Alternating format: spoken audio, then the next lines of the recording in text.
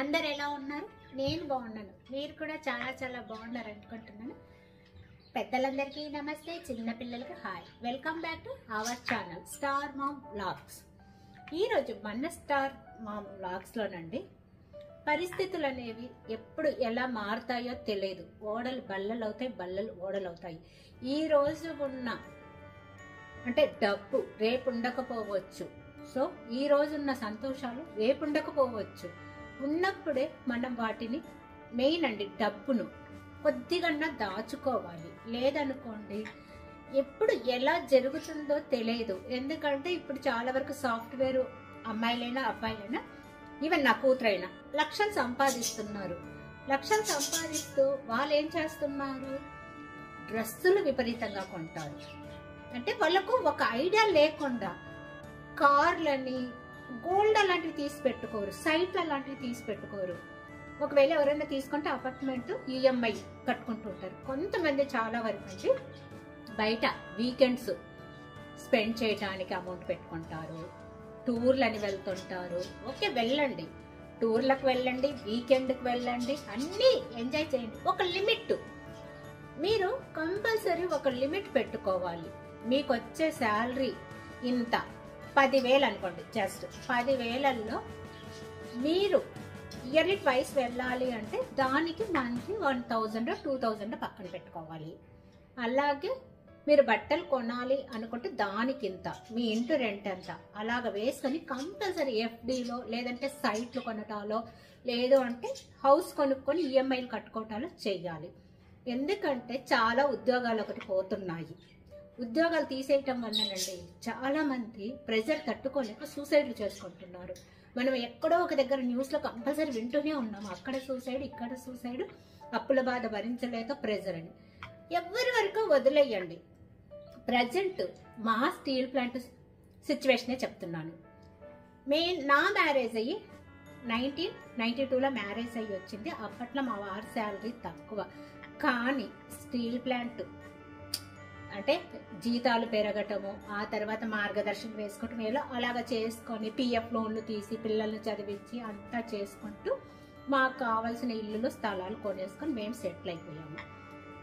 Okay, అలాగా పల్లెటూరు నుంచి వచ్చి టెక్నీషియన్లుగా జాయిన్ అయ్యి ఆ తర్వాత పొదుపుగా వాడుకొని మంచి ఇల్లులు స్థలాలు కొనుక్కొని పిల్లల్ని బాగా చదివించుకొని రిటైర్డ్ అయినా ఏ ప్రాబ్లం లేకుండా కొంతమంది బ్రతుకుతున్నారు. కొంతమంది పల్లెటూర్ల నుంచి వచ్చి లగ్జరీ లైఫ్కు సడన్గా డబ్బు వచ్చేసరికి లగ్జరీ లైఫ్కి అలవాటు పడి ఉన్నదానికంటే అప్పులు చేసుకొని దివాలా తీసిన వాళ్ళు ఉన్నారు. సో ఇక ఆల్రెడీ డబ్బులు ఉన్న వాళ్ళంటే వాళ్ళు ప్లాన్గా వెళ్ళి వాళ్ళకి ఏ ప్రాబ్లం లేదు. ప్రజెంట్ ఇప్పుడు మా పరిస్థితి ఎలా ఉంది? శాలరీస్ రావట్లేదు. మాకంటే పర్లేదు, పిల్లలిద్దరూ చదువు అయిపోయింది, కొడుకు పెళ్ళి అయింది, జాబ్ చేస్తున్నాడు, కూతురు జాబ్ చేసుకుంటుంది. సో తనకు పెళ్ళి అంటే ఇంకా తన ఫర్దర్ స్టడీస్కి వెళ్ళాలి అని ప్లాన్ చేసుకుంటుంది. కాబట్టి నాలాంటి వాళ్ళకు 50+ వాళ్ళకు అందరికీ ఏ బాధ ఉండదు. కానీ 40+ వచ్చి 40-50 మధ్యలో ఉన్న వాళ్ళకండి చిన్నపిల్లలు చదువుకుంటూ ఉంటారు. కొంతమంది కాలేజ్లో లోన్లు తీసుకొని చదువుకుంటూ ఉంటారు. జాబ్స్ వచ్చిందండి. కొంతమంది అండి పిల్లలకు పెళ్ళిళ్ళు చెయ్యట్లేదు, అంటే ఫ్యూచర్ ఉంది కదా, శాలరీస్ వస్తాయి కదని. కొంతమంది ఇల్లులు కట్టుకున్నారు, ఈఎంఐలు కట్టలేకపోతున్నారు, పిల్లల ఫీజులు కట్టాలి. సో అదే మనకు శాలరీ వచ్చే ముందే వస్తున్నప్పుడు మనం కొద్దిగా సేవ్ చేసేసుకొని వాటిని ఎఫ్డి రూపంలోనో లేదు అనుకుంటే బ్యాంకులో డిపాజిట్ రూపంలోనో పెట్టేసుకొని ఉంటే బాధలు ఉండేవి కాదు. ఇప్పుడు చాలా మంది సఫర్ అవుతున్నారండి. ఎందుకంటే శాలరీస్ వస్తున్నాయి కదా, శారీస్ కొనేసుకొని నగలు కొనేసుకొని బాగా లగ్జరీ లైఫ్కు కొంతమంది అలవాటు పడ్డారు. సో వాళ్ళ పరిస్థితి ఎలా ఉంది అంటే చాలా క్రిటికల్గా ఉందండి. నేను రోజు ఎవరో ఒకరోజు చెప్తున్నారు, అయ్యో వాళ్ళకి ఇలా అంట, వాళ్ళకి అలా అంట అనేసి. సో నేనేం చెప్తున్నానంటే ప్రతి ఒక్కరికి అండి ఎప్పుడు పరిస్థితులు ఎలా ఉంటాయో తెలియదు మనకు జీవితంలో. ఈ రోజు ఉన్నది రేపు ఉండకపోవచ్చు, రేపున్న పరిస్థితి ఈ రోజు ఉండకపోవచ్చు. సో ప్రతి ఒక్కరూ ముందు చూపుతోటి మీకు వచ్చే ₹1 అట్లీస్ట్ 25 పైసన్నా మీరు కూడబెట్టుకోవటం వలన ఒకరి మీద ఆధారపడని అవసరము లేదు.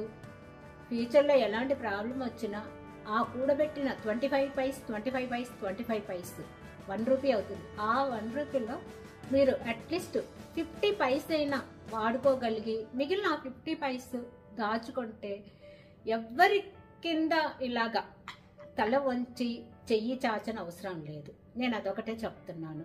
ఎందుకంటే చెప్పాను కదా, మా స్టీల్ ప్లాంట్ పొజిషన్ బాగలేక 3 మంత్స్ అయింది, శాలరీస్ లేక, ఫీజులు కట్టలేక కొంతమంది ఎంత బాధపడుతున్నారంటే, అయ్యో అప్పుడు మేము లగ్జరీ లైఫ్ మెయింటైన్ చెయ్యకుండా దాచుకొని ఉంటే ఎంత బాగుండు అనేసి కొంతమంది ఫీల్ అవుతున్నారు.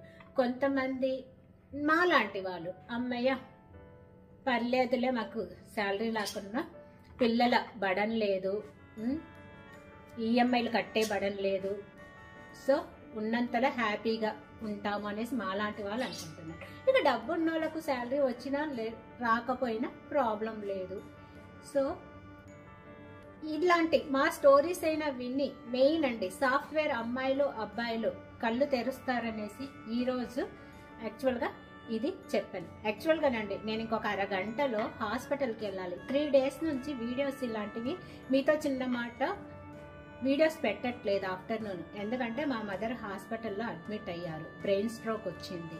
సో తన పరిస్థితి కూడా బాగలేదు. ఎందుకంటే తను కూడా డబ్బులు ఉన్నప్పుడు చాలా దుబారుగా ఖర్చు చేసేవారు. అంటే 10 రూపాయలు పెట్టే దగ్గర 20 రూపాయలు పెట్టేవారు. సో ఇప్పుడు తన పరిస్థితి బాగలేదు.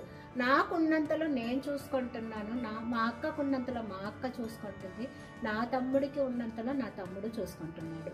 సో అందుకోసం అనేసి ఈరోజు నేను ఏ తల్లి ఏ పిల్లలు ఎవ్వరు బాధపడకూడదు, డబ్బు లేక ఒకరి మీద ఆధారపడకూడదు. మన డబ్బు మనము ఉన్నప్పుడు కొద్దిగా సేవ్ చేసుకొని దాచుకొని పెట్టుకుంటే కష్టకాలాలలో తప్పకుండా పనికొస్తుంది. ఇది వినైనా సరే దుబారా ఖర్చు పెట్టే వాళ్ళు కొద్దిగా మానుకుంటారనేసి ఈ వీడియో చేస్తున్నాను. నెక్స్ట్ వీడియోలో మళ్ళీ కలుస్తాను. అంతవరకు సెలవు. మీ స్టార్ మామ్ను. బాయ్ అండి.